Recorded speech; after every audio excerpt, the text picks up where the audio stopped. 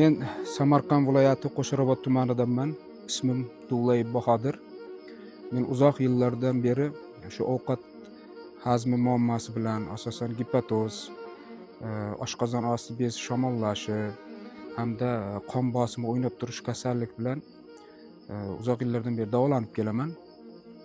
Mana shu tanishlarimdan mana shu tabobat bilan, ya'ni ari zahri bilan davolaydigan sanatoriyani haqida eshitib kelib bir kurs to'liq davolandim va shu bir kursni tugashi bilan o'zimda juda ham yaxshi samaralarni sezdim. Qon bosimim me'yorlashdi, ovqat hazmim yaxshilandi, uyqum yaxshilandi. Uzoq yillar sanatoriyalarda davolanib yoki klinikalarda davolanib kimyoviy dori-darmonlar bilan bunday samaraga erishmagandim.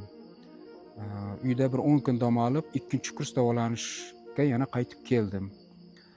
Qisqa vaqtda juda deyarli meni qiynayotgan kasalliklarga qisqa vaqtda bir samarali natija, o'zgarish bo'ldi. Uyqum yaxshilandi, qon bosimim me'yorlashdi, ovqat hazmi ham juda yaxshilangan.